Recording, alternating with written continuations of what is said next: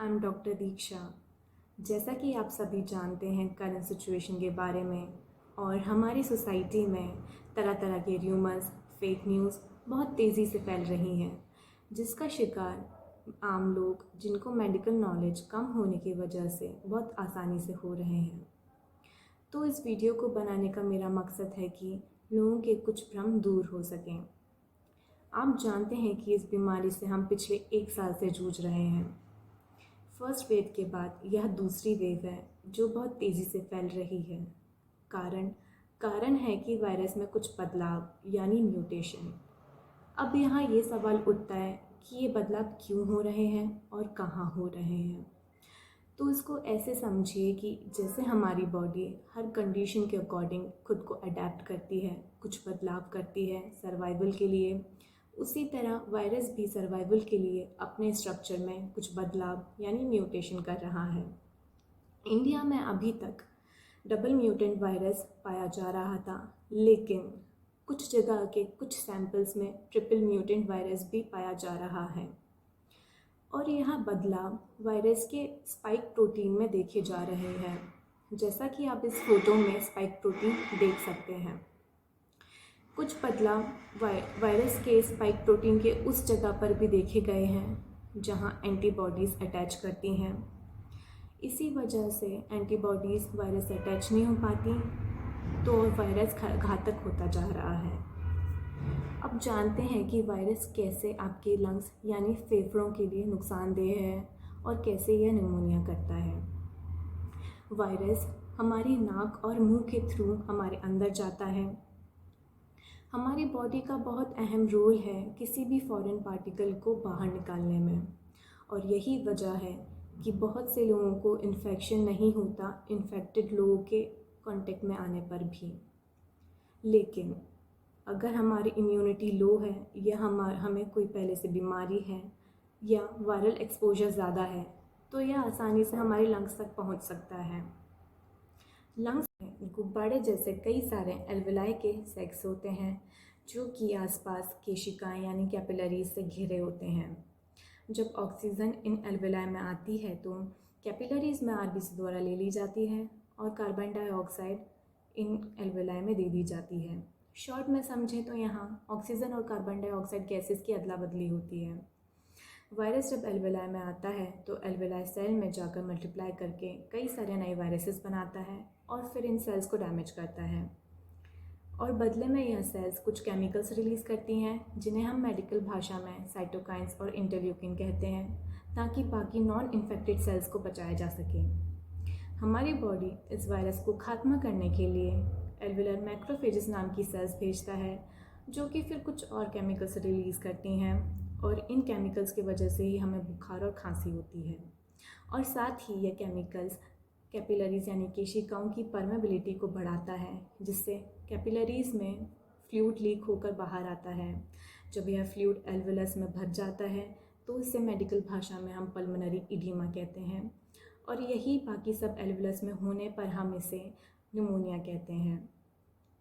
Fluid के बढ़ने से उसमें इन्फ्लेमेशन होता है, जिसके कारण एल्वेलर मेम्ब्रेन की थिकनेस बढ़ने लगती है और ऑक्सीजन और कार्बन डाइऑक्साइड गैसेस की अदला बदली नहीं हो पाती, जिसकी वजह से ही हमें सांस लेने में दिक्कत होती है।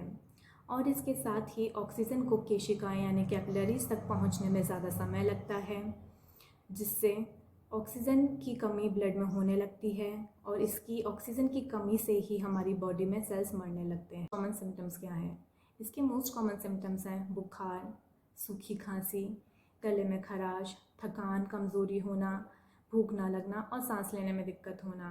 इसके अलावा पेट दर्द, सिर दर्द, जी मिचलाना या उल्टी होना, स्किन रैशेस, डायरिया यानी दस्त होना, आँखों में लालिमा, पानी व खुजली आना और स्मेल व टेस्ट ना। आपको कोरोना के कोई भी लक्षण हैं या आपको 3 या 4 दिन से बुखार है तो आप RT-PCR द्वारा जांच ज़रूर करवा लें, और जांच पॉजिटिव आने पर खुद को आइसोलेट कर लें और साथ ही डॉक्टर से परामर्श करके दवा शुरू कर दें।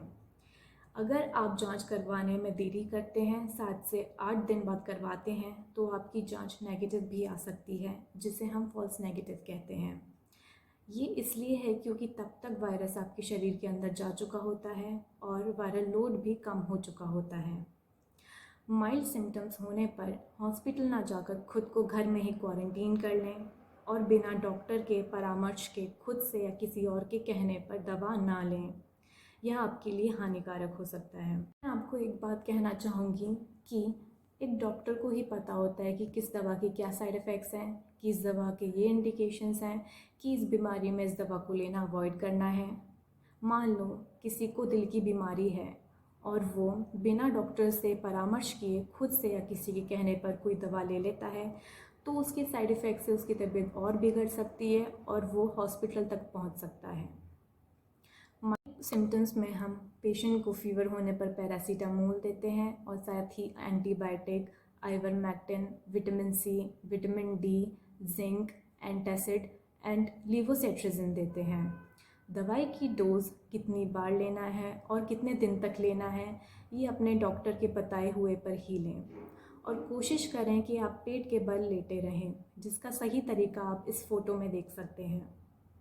मॉडरेट टू सीवियर सिम्टम्स में जब सिम्टम्स बढ़ने लगें या सांस लेने में दिक्कत होने लगे या SpO2 93% से नीचे गिरने लगें, तब हॉस्पिटल में जाकर एडमिट हो जाएं, जहां पर आपको ऑक्सीजन के साथ डेक्सामेथासोन या मिथाइल प्रेडनिसोलोन का इंजेक्शन दिया जाएगा और साथ ही एनॉक्सापैरिन, एंटीबायोटिक और पैरासीटामोल दिया जाएगा। याद रहे कि रेमडेसिविर और टोसिलिजुमैब एम्स के मेन प्रोटोकॉल का पार्ट नहीं है। यह उतनी मददगार नहीं है, सिर्फ कुछ ही कंडीशंस में इसको दिया जा सकता है। अगर ये आपको नहीं भी मिलती है तो घबराने की बात नहीं है। तो इस वीडियो में बस इतना ही। कोशिश करिए कि आपको कोरोना ना हो। बिना ज़रूरी काम के घर से बाहर मत निकलिए। अगर निकलना पड़ रहा है तो मास्क ज़रूर पहनें, सोशल डिस्टेंसिंग को फॉलो करें और बेवजह चीज़ों को ना छुएं और वैक्सीन ज़रूर लगवाएं, क्योंकि यह डबल म्यूटेंट वायरस के अगेंस्ट प्रोटेक्शन देती है।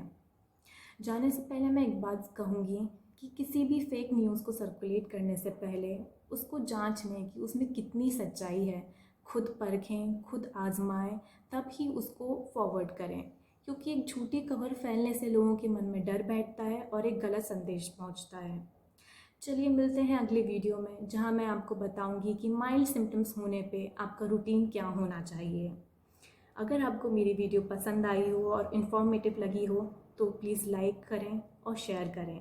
चलिए मिलते हैं नेक्स्ट वीडियो में। Thanks for watching.